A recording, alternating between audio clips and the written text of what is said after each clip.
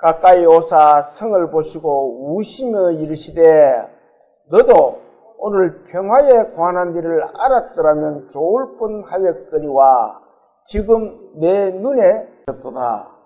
날이 이럴지라 내 원수들이 토둔을 쌓고 너를 둘러 사면으로 가두고 또 너와 및 그 가운데 있는 내 자식들을 땅에 메어 치며 돌 하나도 돌 위에 남기지 아니하리니 이는 내가 보살핌 받는 나를 알지 못함을 인함이니라 하시니라. 아멘.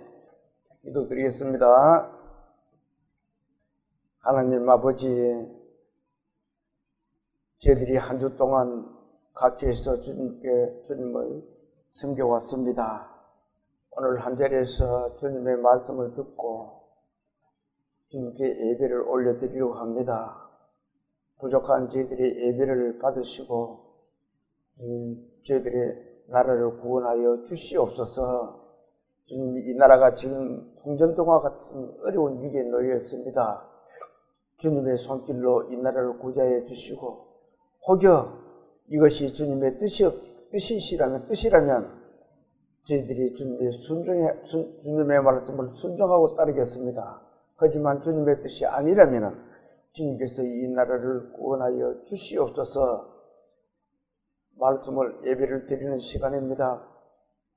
예배를 마치는 시간까지 성령께서 저희들의 마음을 잘 가꾸어서 주님의 말씀에 감동을 받고 주님의 뜻에 합당한 그런 삶이 될 수 있도록 저희들을 이끌어 주시고 도와주시옵소서. 예수님 이름으로 기도드립니다. 아멘.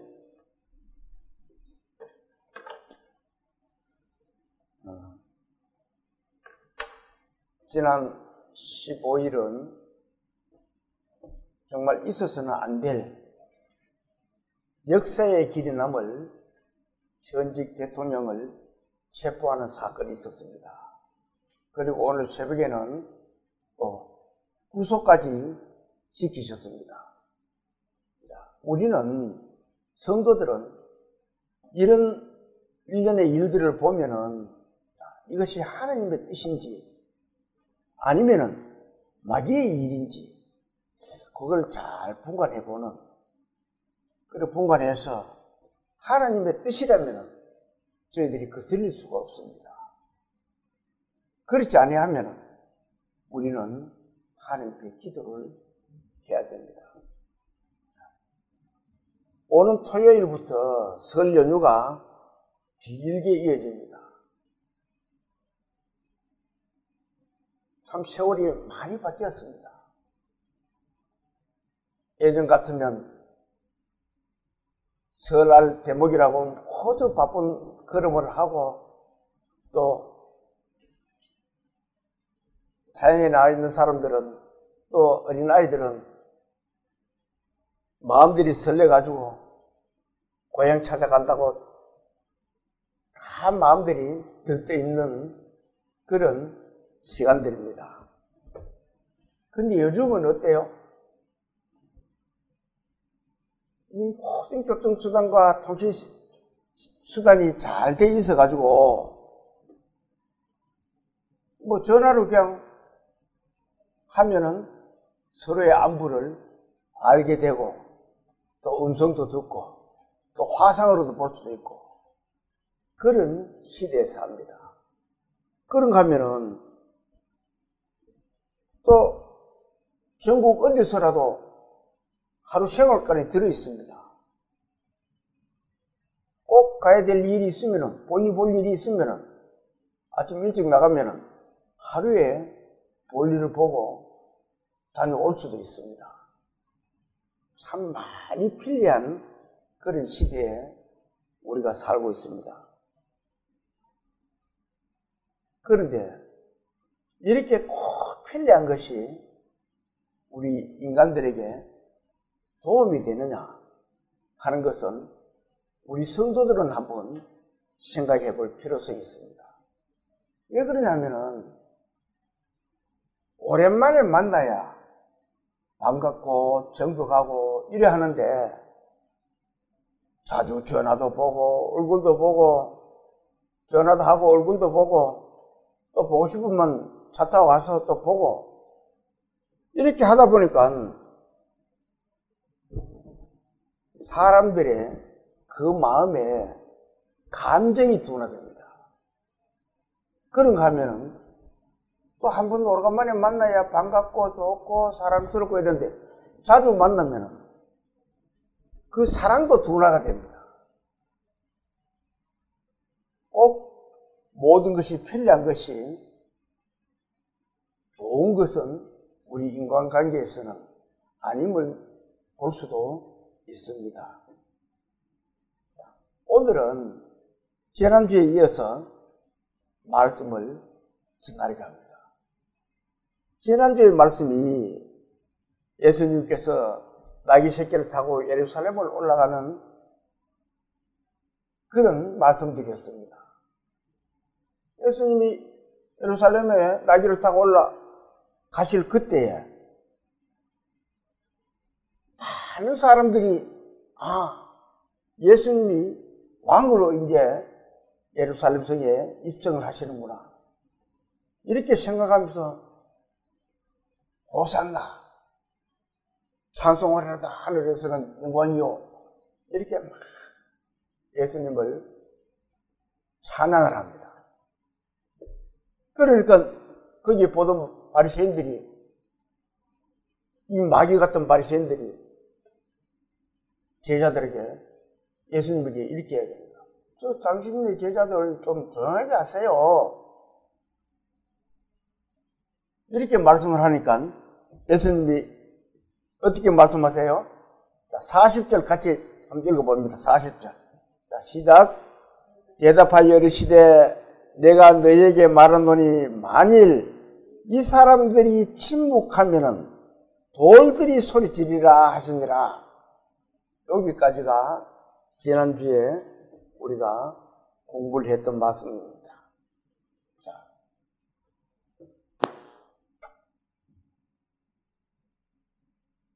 그런데 예수님은 그렇게 그 바리새인들과 그들에게 이거 말씀하시고는 이제 예루살렘 성으로 올라가십니다. 41절을 같이 한번 읽어볼까요? 41절 시작. 가까이 오사 성을 보시고 우시며. 이제 성 가까이 갔습니다. 그러면서 보니까 성을 보시고 우셨다라고 합니다. 왜 성을 보고 우셨어요? 예수님은 하느님이시잖아요. 그 예루살렘은 하나님의 말씀을 거역하고 하나님께서 보내신 선지자들을 능욕하고 또 돌로 쳐 죽이는 정말 큰 범죄를 행했던 곳이 예루살렘입니다. 그로 인하여 그 성읍에 임할 하나님의 진노의 심판이 있음을 보시고는 예수님이 우셨던 것입니다.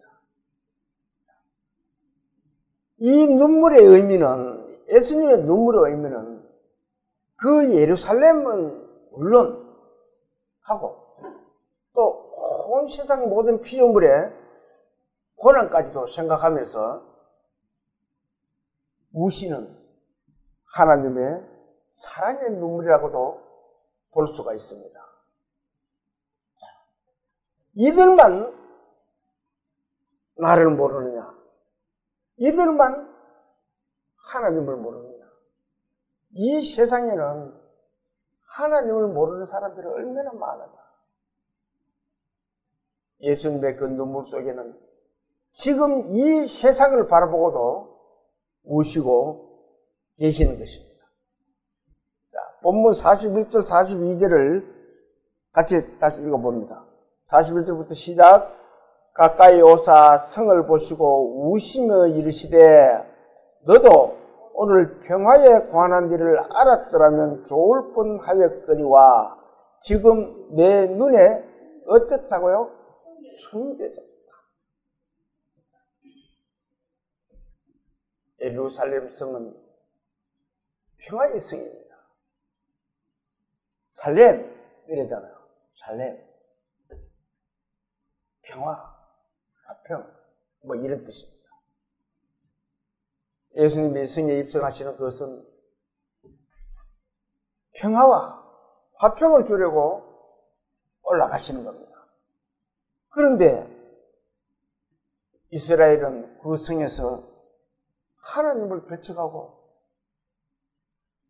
더 나아가서 하나님이시고 하나님의 아들이신 예수님을 십자가에 못 박으신 것이 예루살렘입니다. 왜 그랬을까요, 그들은? 예수님이 이렇게 말씀하고 계십니다. 오늘 평화에 관한 일을 알았더라면 좋을 뻔하였거니와 지금 어떻다고요? 내 눈에 숨겨졌다. 그들의 눈에는 숨겨져 있다는 겁니다.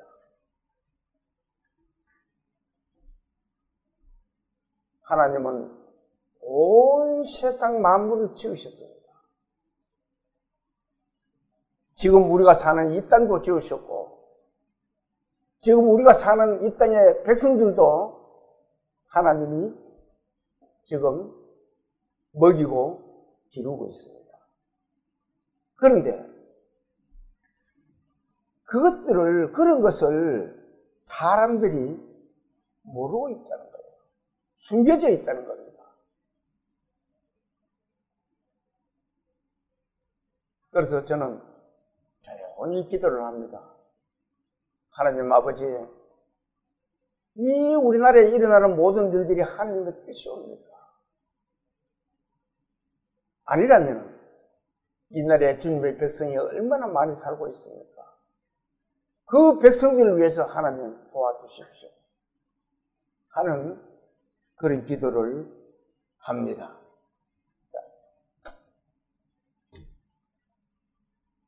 그런데 이 예루살렘은 하나님이 선지자를 그들에게 많이 보냈습니다. 그런데 그들은 선지자도 돌로 쳐 죽이고 또 예수님까지 십자가에 못 박았던 곳이 예루살렘입니다. 눈이 숨겨진 그들에게는 예수님이 보이지 않는 거예요. 그래서 예수님이 이렇게 비유의 말씀을 하고 계십니다. 11절부터 13절을 같이 한번 읽어봅니다. 자, 시작. 그들이 이 말씀을 듣고 있을 때에 비유를 더하여 말씀하시니 이는 자기가 예루살렘에 가까이 오셨고 그들은 하나님의 나라가 당장에 나타날 줄로 생각합니다라. 이르시되 어떤 귀인이 왕위를 받아가지고 오려고 먼 나라로 갈 때에 그 종료를 불러 은하 열무나를 주며 이르되 내가 돌아올 때까지 장사하라 하니라. 자, 예수님이 이 백성들이 너무 몰라주는 거예요. 예루살렘 성은 가까이 갔는데 근데 그 나라 백성들은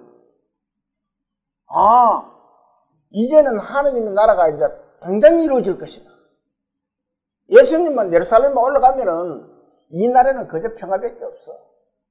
이렇게 생각한 거예요. 왜? 그들의 눈이 숨겨져 있기 때문에. 그러면서 이 열문화에 대한 말씀을 합니다. 13절, 14절 같이 한번 읽어볼까요? 또 13절부터 다시 읽어봅니다. 그 종 열을 불러 은하 열문화를 주며 이르되 내가 돌아올 때까지 장사하라. 자, 그러면서 14절 그런데 그 백성이 그를 미워하여 사자를 뒤로 보내어 이르되 우리는 이 사람이 우리의 왕됨을 원하지 아니하였다.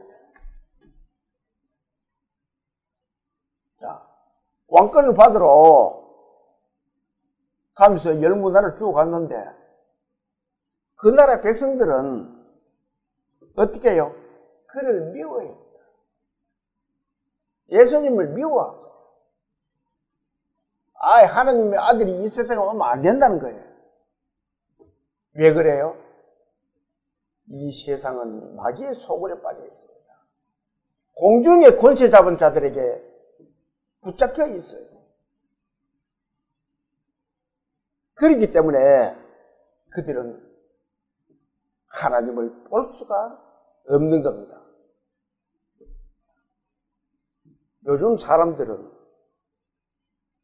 날이 갈수록 악해져 갑니다. 물질 문명이 발달하면 발달할수록 감정이 메말라가고 사랑이 식어가고 사람들이 악해져 갑니다. 그런 것을 볼 때 우리 크리스찬은 말세의 시간이 가까이 오고 있구나 하는 것을 생각해 볼 수가 있습니다. 이 말씀을 알아봅니다. 마태복음 24장 10절에 있는 말씀입니다. 같이 한번 읽어볼까요? 그때에 많은 사람들이 실족하게 되어 서로 잡아주고 서로 미워하겠어요. 말세가 되면은 사람들이 서로 잡아주고 서로 미워한다. 지금 우리나라 정치가 어때요? 서로 잡아줘 끌어내려 올라가고 저가 올라가려고 그러고 또 그쪽 끌어내려면 또 이쪽에서 올라가려고 그러고 이제는 또 말씀 하나 더 봅니다. 11절에 있는 말씀입니다. 같이 한번 읽어볼까요? 거짓 선지자가 많이 일어나 많은 사람을 미혹하겠으며 많은 사람을 미혹하겠다. 지금 우리나라뿐만 아닙니다. 전 세계적으로 지금 마귀가 많이 활동을 하고 있습니다. 자, 이 말씀을 다 보죠. 12절에 있는 말씀입니다. 같이 한번 읽어볼까요? 불법이 성함으로 많은 사람의 어떻다고요? 사랑이 식어요. 물질 문명이 발달해지고 그렇게 하면은 불법이 심해집니다. 재판하는 곳에도 불법이 있고 또 사회 어느 구석에 불법이 너무 성합니다. 그렇게 성하면은 어떻게 된다 그래요? 많은 사람이 사랑이 식어진다. 말로는 사랑이 그저 사랑한데 어떻게 그러다가도 자기에게 조금만 문제가 생기면은 하루아침에 돌았습니다. 그건 사랑이 아니잖아요. 사랑은 오래 참고 그것이 사랑입니다. 사랑은 오래 참는 거예요. 그래, 당신이 그래도 나는 당신을 사랑하니까 참을 거야. 사랑은 오래 참는 겁니다. 시기하지 않아요. 사랑은 시기하지 않아요. 그런데 지금은 어때요? 어느 상대편에서 출세를 좀 하면은 끌어내려야 자기가 올라가니까 끌어내립니다. 그런 시대에 우리는 살고 있습니다. 우리는 그런 것을 볼 때 그때 많은 사람들이 실족하게 되는 그때는 주님 재림이 가까울 때입니다. 이 세상의 모든 돌아가는 일들을 보면은 마귀가 최악으로 발악하는 때구나. 그러면 주님 오실 때가 정말 가까이 왔다. 우리 그리스도인들은 그것을 한번 생각해 봐야 됩니다. 예수님의 말씀하는 세상 끝의 징조가 이렇게 나타난다라고 예수님이 직접 말씀하셨습니다.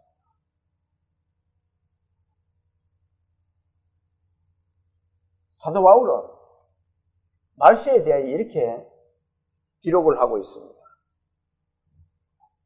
우리가 잘 아는 디모데후서 3장을 한번 찾아봅니다.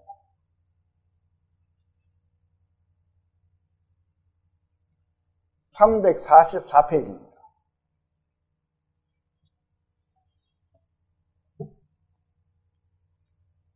찾았으면은 3장 1절을 같이 한번 읽어봅니다. 1절 시작.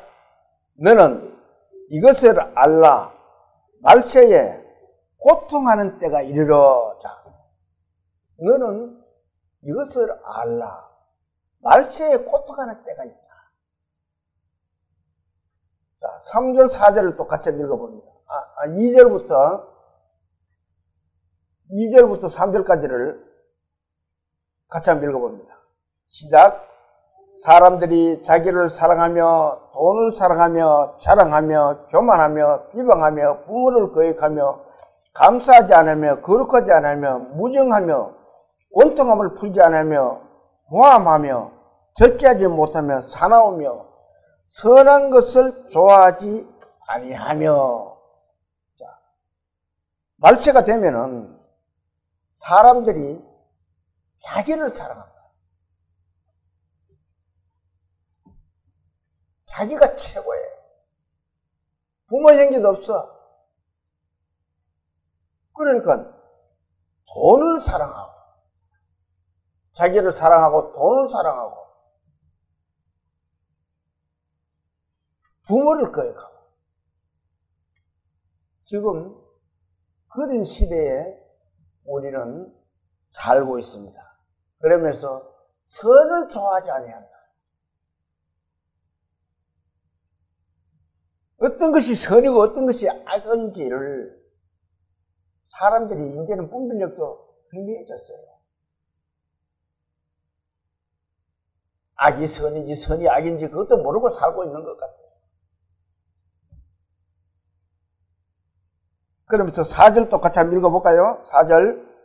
배신하며 조급하며 자만하며 쾌락을 사랑하기를 하나님 사랑하는 것보다 더하며. 배신하며. 우리 정치권에서도 잘 키워줘 나오니까 배신하는 사람이 가끔 있습니다. 지난주에도 말씀을 드렸지만 양에 탈을 쓰고 잘못이 들어가지고는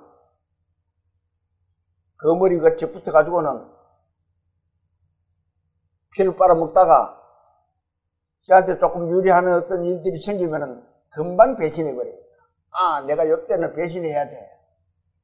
왜 그래요? 사람이 사랑이 식었기 때문에.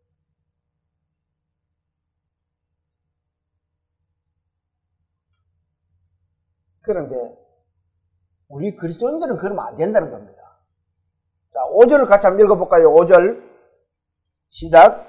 경건의 모양은 있으나 경건의 능력은 부인하니 이 같은 자들에게서 내가 돌아서.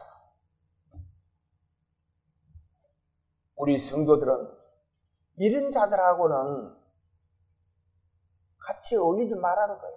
거기서 돌아서라는 거예요. 그런 사람들은 경건의 모양은 있으나 경건의 능력은 부인하는 사람입니다. 그게 뭐예요? 양의 탈을 쓰고 늑대가 되어 있는 그런 사람들을 말하고 있습니다.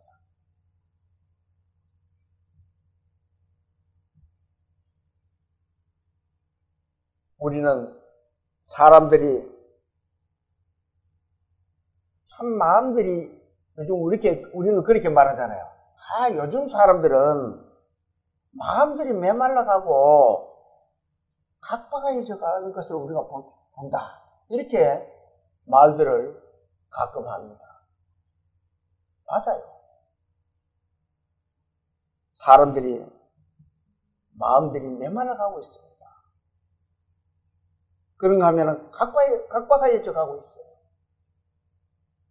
부부간도 조금만 자기에게 불리하면은 자기 길을 찾아갑니다. 이 사랑이라고는 입만 가지고 사랑이지, 진정한 사랑들은 정말 많은 식어감을 볼 수가 있습니다. 그러면은 왜 사람들이 이렇게 사랑이 식어가고 각박해지고 메말라갈까요? 그것은 사람들의 욕심 때문입니다. 인간에게 있는 욕심 때문에 그래요. 이사야 14장을 한번 찾아봅니다.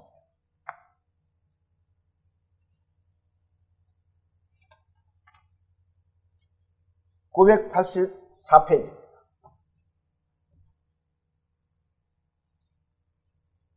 찾았으면은 12절에서 14절까지를 자, 같이 한번 읽어봅니다. 자, 시작. 너 아침의 아들 계명성이여 어찌 그리 하늘에서 떨어졌으며 너 열국을 엎은 자여 어찌 그리 땅에 찍혔는고 내가 내 마음에 이르기를 내가 하늘에 올라 하느님의 무별 위에 내 자리를 높이리라 내가 북극 지폐의 산 위에 앉으리라 가장 높은 구름에 올라가 지극히 높은 이와 같아 지리라 하는도다. 이게 뭐예요? 하나님이 많은 천사들을 만들었습니다. 그 중에 이 계명성이라는 것은 루시퍼를 말하고 있어요. 루시퍼는 원래 천사입니다. 하나님이 쓰시는 천사예요. 이 천사가 하나님을 배반한 겁니다. 하나님이 만들어놓은 천사인데 하나님을 배척하고 자기가 이렇게 생각합니다. 나도 하나님같이 높아져가지고 지극히 높은 이와 같아지리라. 나도 하나님만큼 높아질 거야.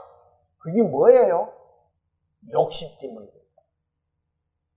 그것이 욕심 때문에 그렇습니다. 그런데 그렇게 했던 그 마귀가 어떻게 돼요? 15절 같이 또 한번 읽어볼까요? 15절. 그러나 이제 내가 수월 곧 구덩이 맨 밑에 떨어짐을 당하리로다. 그러나 그 사람들이 영원히 그렇게 그 루시퍼가 그렇게 될 것 같아도 하나님이 심판을 합니다.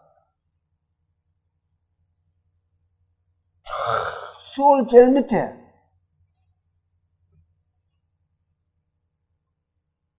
곧 불구덩이에 쳐넣는다는 겁니다.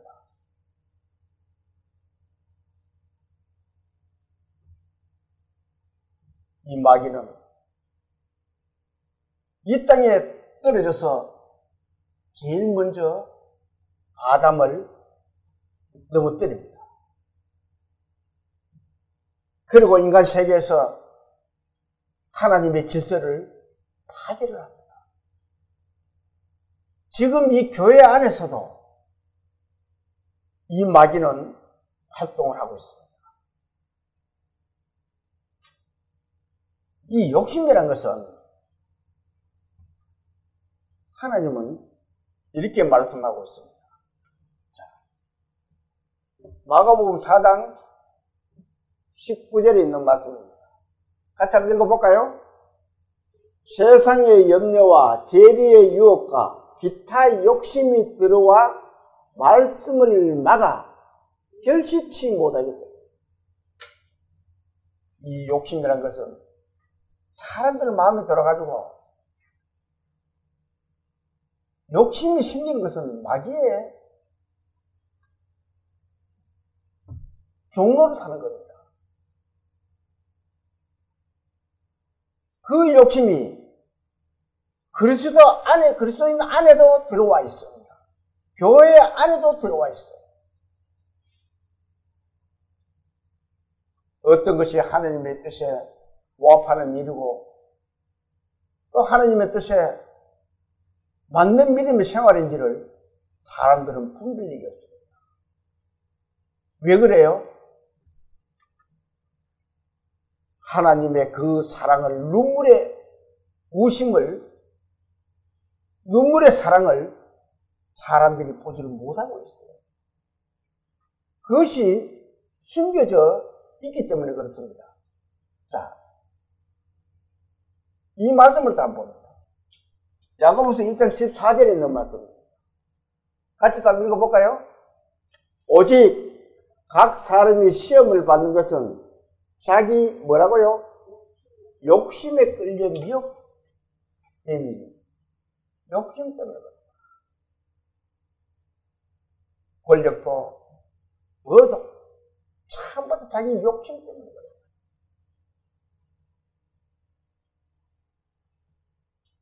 이 욕심이 이렇게 많으면 어떻게 되는지 한번 볼까요? 15절에 있는 말씀입니다.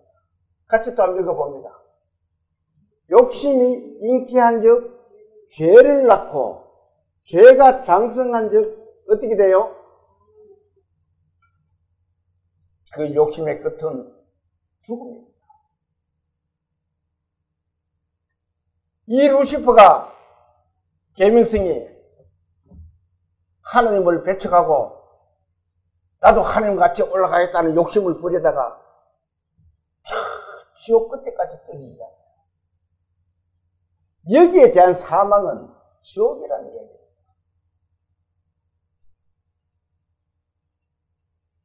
이 세상에 얼마나 많은 사람들이 지옥에 갈는지 모르겠어요.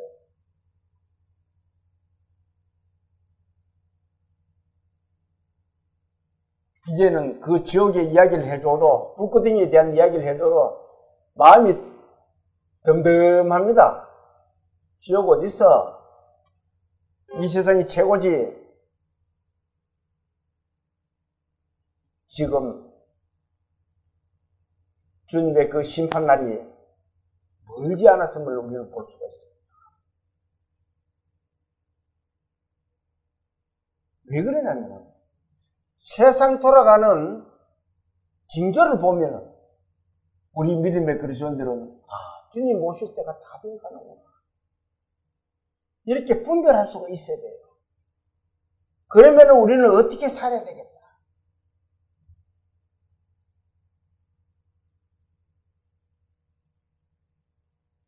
성경 계시록에는 동방의 왕들이 이스라엘로 쳐들어가고 있다고 합니다. 쳐들어간다고 기록되어 있습니다.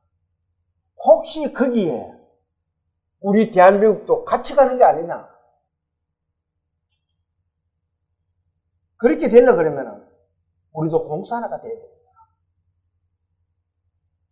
지금 이 나라가 정말 그렇게 가고 있는 듯이 보입니다. 그러면 주님 오실 날이 다 되어가는가?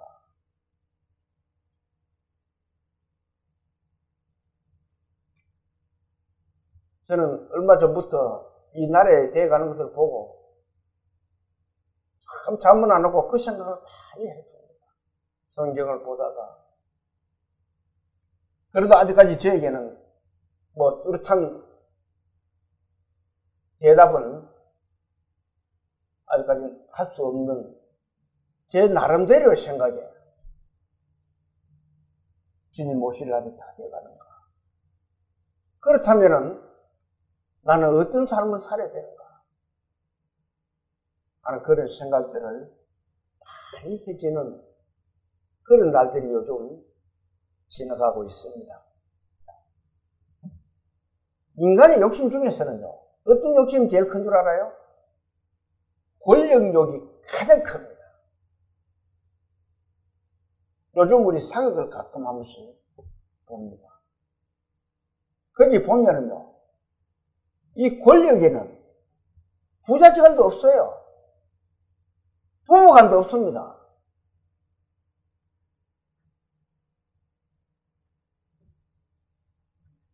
권력에는 오직 자기밖에 모르는, 예를 들어가지고 자식이 권력에 욕심을 생기면 왕인 아버지를 끌어내립니다. 그러나 자기가 왕이 됩니다. 역사 속에는 그런 왕들이 많이 있어요. 이 권력욕에는 인정사정이 없고 정말 각박하고 메말른 게 권력욕입니다. 예수님이 이 세상에 오신 것은 화평을 주러 오셨습니다. 그 화평을 주시려 예루살렘을 성으로 올라가서 성을 보시고는 그렇게 말씀하시잖아요. 그들의 눈에는 평화가 숨겨져요. 그래서 그 성을 보고 우셨다는 것입니다. 아까도 말했지만 그 예루살렘과 이스라엘은 세상의 견본입니다. 세상 사람들이 견본이에요. 어떤 제품을 만들기 위해서는 견본이 있어야 됩니다. 견본을 만들어가지고 이렇게 해보고 저렇게 해보고 이렇게 해가지고 뒤에 많은 것을 생산해야 됩니다. 이스라엘은 세상의 견본입니다. 우리 믿음의 그리스도인들은 그것을 봐야 돼요. 예수님이 우시는 그 예루살렘은 하나님을 배신한, 배척한 그런 성이었습니다. 그러면은 지금 이 세상 사람들은 하나님을 어떻게 배척하고 있는지, 아니면 하나님 말씀에 순종을 하고 있는지, 특히 우리 믿음의 그리스도인들은 그것을 잘 생각해야 돼요. 거기에 갇혀서 말씀을 듣고 계시는 분들도 그것을 분별을 잘 해야 됩니다.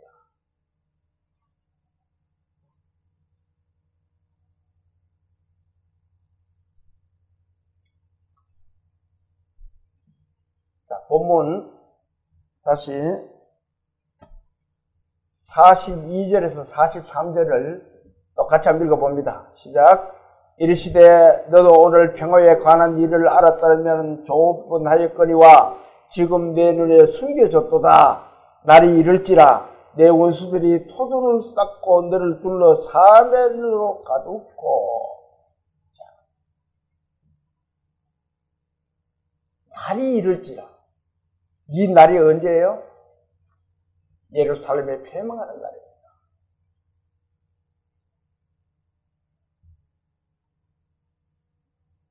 누가복음에는 또 이렇게 기록되어 있습니다. 뒤로 두 장만 넘겨보세요. 21장 20절 21절을 같이 한번 읽어봅니다. 찾았으면은 20절 21절 시작.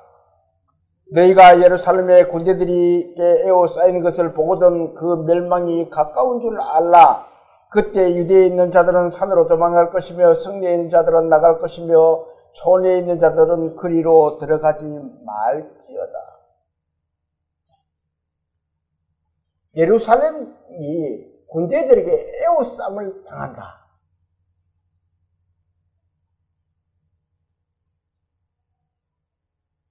이 예루살렘이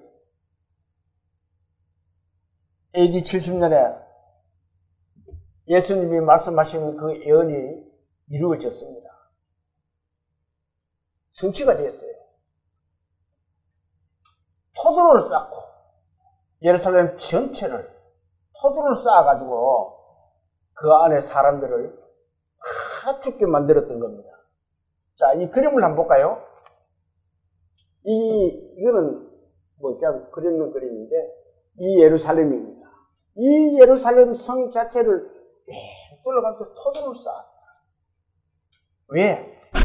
들어가지도 나오지도 못하도록 포도를 쌓은 거예요.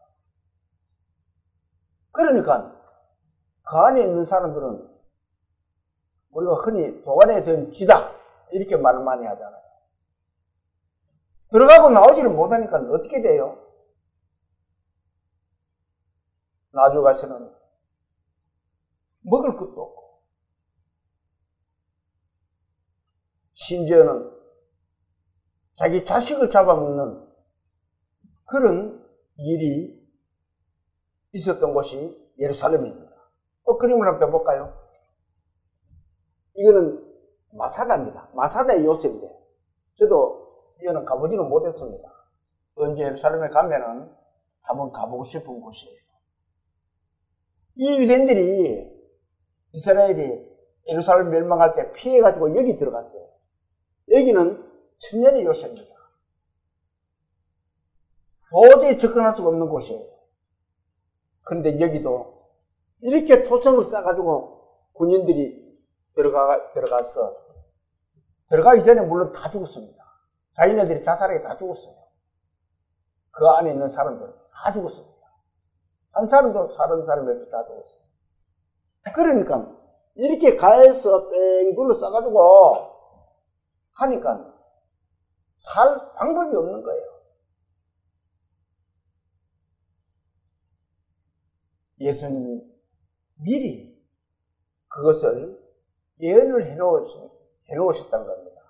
그것이 AD 70년에 로마의 티투스 장군에 의해서 다 폐망을 했는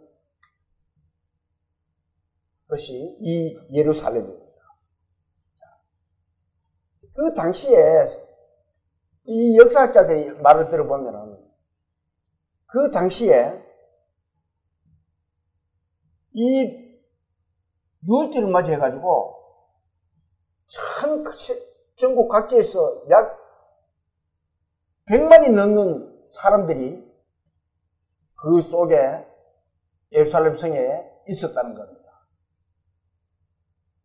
그것을 로마 티투스 장군이 기회다 해서 토종을 싸가지고 아무도 못 나도록 해가 다 멸절을 시키는 그런 역사적인 사건이 있었던 겁니다. 자, 그러니까 그 좁은 성 안에 그렇게 많은 사람들이 있으니까 제일 먼저 뭐가 생겨요? 먹을 것이 없어집니다. 기근이 생겨요. 기근이 생기면 또 따르는 게 질병들이 생깁니다.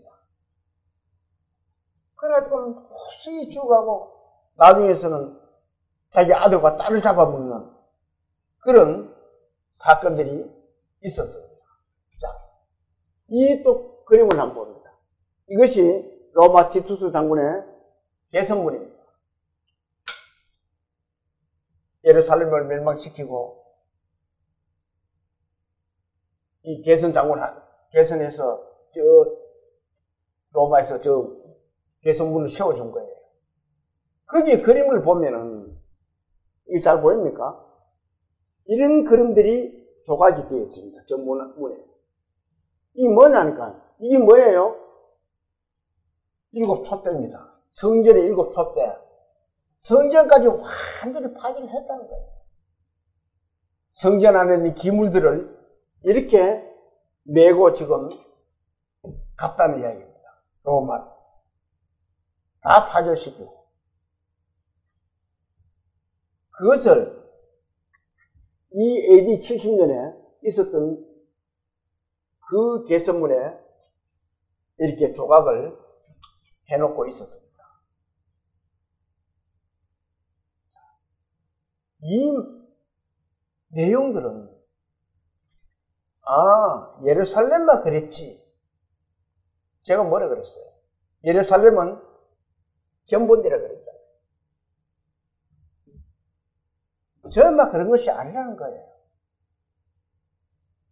이것을 보고 너희들은 각성을 해라. 하나님의 계심을 알아라. 하나님의 뜻이 무엇인지를 알아라. 이렇게 우리에게 보여주고 말씀하고 있는 겁니다. 예수님의 말씀을 이해하지 못하는 제자들에게 예수님은 이렇게 말씀하고 계십니다. 마가복음 13장을 한번 앞으로 넘겨서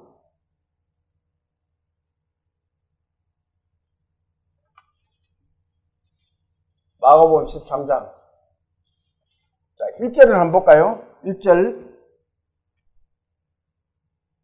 77페이지입니다. 찾았으면 1절 같이 읽어봅니다.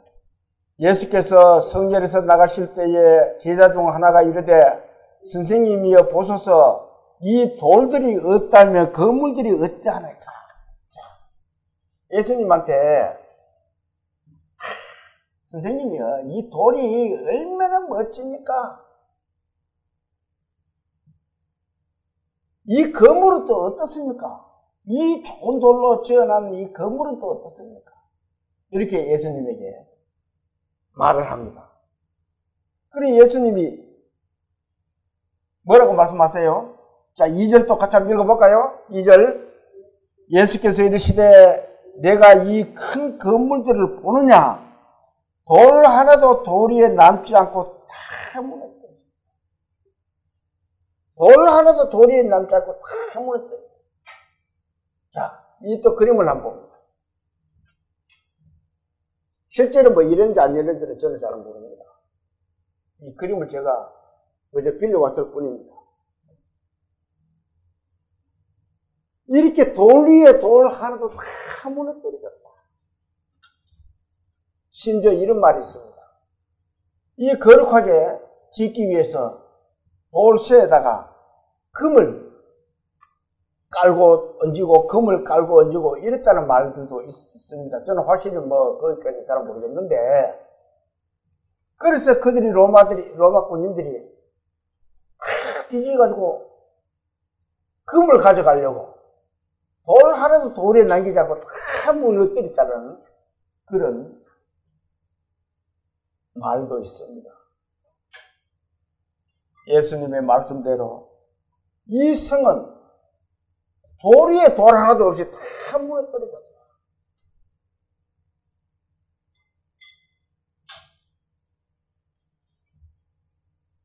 이렇게 예루살렘이 멸망하고 패망하게 된 것은 그들이 하나님의 말씀을 배척하고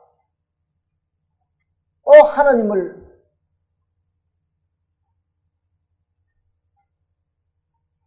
업신여긴 하나님의 말씀을 업신여긴 그 결과입니다. 지금 이 세상에 얼마나 많은 사람들이 하나님의 말씀을 업신여기고 있어요. 그래, 내 주먹에는 믿어라. 하나님 믿는 그들이 그 환란에 어떻게 피했는지 예수님은 그것을 보고 저들이 모르고 저 숨겨져 있으니까 모르고 저렇게 이야기를 하는데 애통하는 마음으로 오신 거예요.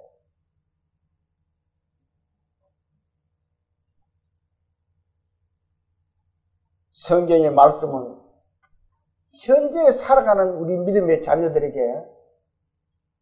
교훈이 되고 지침이 되는 말씀입니다.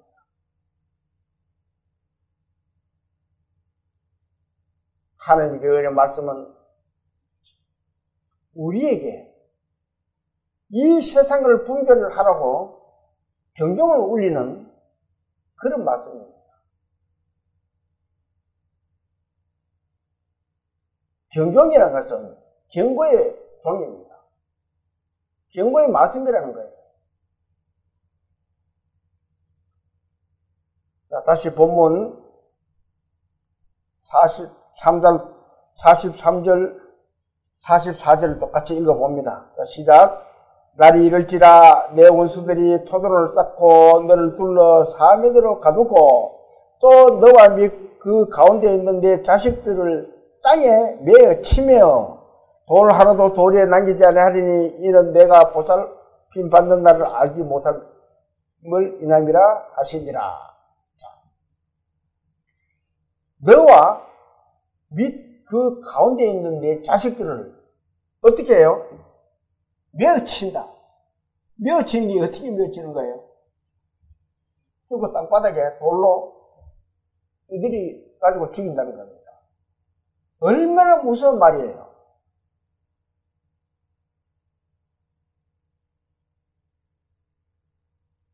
실제로 그 예루살렘에 그런 일이 있었다는 겁니다. 예루살렘에 멸망할 때 그렇게 무서운 일들이 행해질 것을 미리 예수님 말씀하셨는데 그래도 그들은 깨닫지를 못했다는 겁니다. 레위기 26장을 한번 볼까요?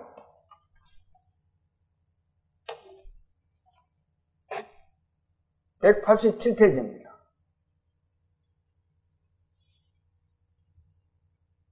자, 26장 3절을 같이 한번 읽어볼까요? 187페이지 시작. 너희가 내 규례와 계명을 준행하면, 무슨 말씀이에요? 너희가 내 말을 듣고 내 말에 순종하면 그 말입니다. 그렇게 하면 어떻게 해주신다 그래요? 자, 4절에서 7절까지를 한번 같이 읽어봅니다. 또 시작. 내가 너에게 적달아 비를 주리니 땅은 그 산물을 내고 밭의 나무는 열매를 맺으리라. 너희의 타작은 포도 딸 때까지 미치며 너희의 포도 따는 것은 파종할 때까지 미치리니 너희가 음식을 배불리 먹고 너희의 땅에 안전하게 거주하리라. 내가 그 땅에 평화를 줄 것인즉 너희가 누울 때 너희를 두렵게 할 자가 없을 것이며 내가 사나운 짐승을 그 땅에서 제할 것이요 칼이 너희의 땅에 두루 행하지 아니할 것이며 너희의 원수들을 쫓으리니 그들이 너희 앞에서 칼에 엎드러집니다. 이 말씀은 너희가 내 말을 듣고 내 말에 순종하면 너희에게 이렇게 복을 주겠다. 하나님의 말씀이에요. 그런데 하나님의 말씀을 순종하지 않고 배척하게 되면, 불순종하면 어떻게 하는지 27절부터 29절을 같이 읽어봅니다. 자, 27절부터 시작. 너희가 이같이 될지라도 내게 청종하지 아니하고 내게 대항할진대 내가 진노로 너희에게 대항하되 너희의 죄로 말미암아 7배나 더 징벌하리니. 7배나 더 징벌한다. 그리고 29절 같이 읽어볼까요? 너희가 아들의 살을 먹을 것이요 딸의 살을 먹을 것이며. 이 누가 말씀하셨어요? 하나님이 말씀하셨어요. 너희가 내 말을 듣지 않고 배척하면은, 순종하지 않으면은 아들의 고기를 먹고 딸의 살을 먹을 것이다.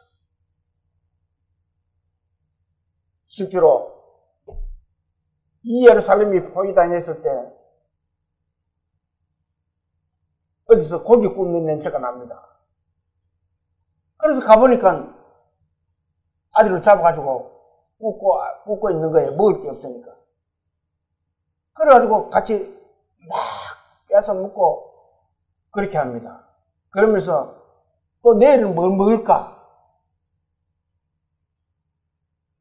자기도 아들 있고 저도 아들 있는데 그러면 제비를 뽑아가 먼저 되는 사람이 오늘 해먹고 그 다음에 내 거 먹자.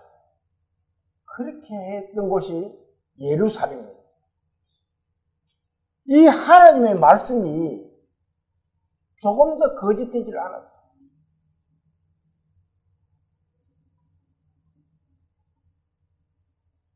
그런데 이 모든 세상을 보면은 욕심에 끌려서 마귀의 노름에 그저 놀아나는 것밖에 없습니다. 정말 저도 예수님도 우셨지만 저도 너무 안타까워요. 사람들이 하나님을 보는 눈이 없기 때문에.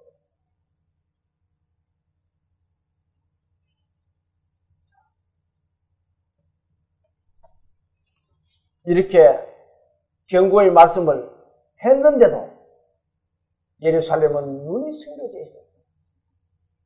그래서 그 예수님을 못 보고 십자가에 못 박으셨던 겁니다. 자, 마태복음은 또 이렇게 기록하고 있습니다. 한번 볼까요? 자, 마태복음 2장 37절 말씀입니다. 같이 한번 읽어봅니다. 예루살렘아, 예루살렘아, 선지자들 죽이고 내게 파송된 자들을 돌로 치는 자여, 암딸기 그 새끼를 날개 아래 모음같이 내가 내 자녀를 모으려 한 일이 몇 번이느냐? 그러나 너희가 어땠다고요? 원하지 않아요. 아무리 말을 해줘도 암딸기 새끼를 모음같이. 제가 닭을 키워봐요. 병아리 놓으면 어떻게 한 줄 알아요? 병아리를 끼워나면 전부 병아리가 날개 밑으로 넣습니다. 병아리가 또 날개 밑으로 들어가려고 그러고.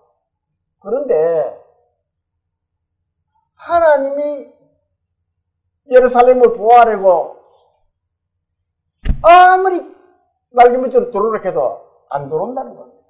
원하지를 않는다는 거예요. 지금 이 세상도 하나님이 날개를 펴고 모으고 있습니다. 날개 안으로 들어오더라. 그런데 원하지를 않고 있어요. 이 세상이 원하지를 않고 있습니다. 유대인들 중에는 서기관과 바리새인들이 있습니다. 그들은 지도자급이에요. 그 나라에, 예루살렘에, 이스라엘에. 근데 그들의 눈이 숨겨져 있는 거예요. 그래 예수님이 올라갈 때 바리새인들이, 성으로 입성하실 때 바리새인들이 그렇게 이야기하다. 당신의 제자들을 좀 책만 좀 해라, 조용하라고. 그렇게 얘기를 하잖아요. 이 말씀을 보면서 저는 우리나라를 생각하지 않을 수가 없어요. 왜? 제가 이 땅에 살고 있기 때문에 그래요. 정말 우리나라가 걱정이 됩니다. 지도자급 되신 분들이 좀 정신을 잘 차렸으면 하는 그 간절한 마음이 있어요. 하나님을 볼 수 있는 눈이 생겼으면 좋겠다. 그들도 권력에 욕심에서 자기를 사랑하는 마음에서 좀 내려놨으면 좋겠다. 그런 생각이 간절히 드는 거예요. 다시 본문 44절을 봅니다. 또 너와 및 그 가운데 있는 네 자식들을 땅에 메어치며 돌 하나도 도리에 남기지 않으리니 이는 내가 보살핌 받는 날을 알지 못함을 이야기합니다. 주님 심판의 때가 곧 도래합니다. 그것을 그들은 볼 눈이 없는 거예요.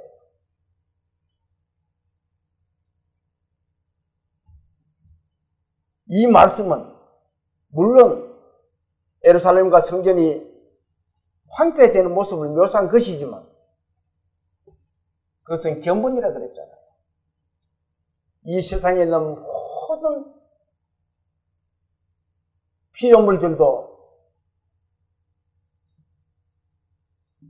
이렇게 하나님을 볼 눈이 없으면 예루살렘과 같은 처지가 된다는 것을 보여주고 있습니다.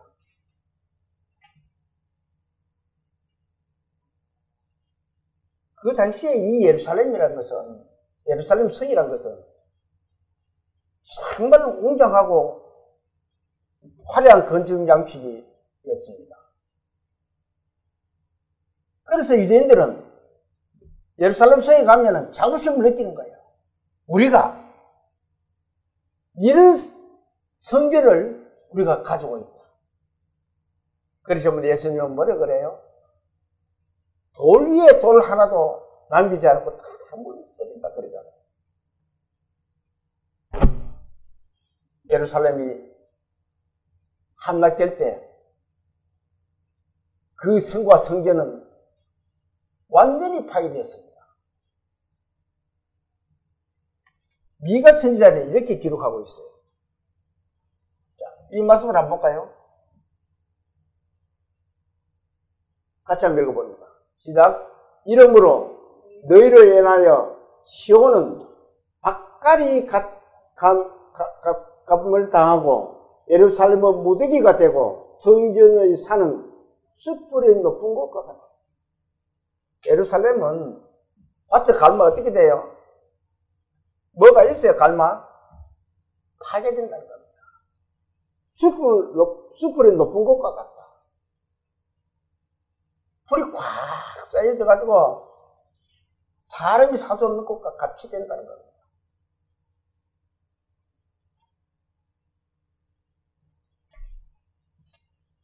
여러 성경 말씀 중에서도 예루살렘에 대한 것을 계속 말씀하고 있습니다. 그래도 사람들은 못 깨닫고 있어요.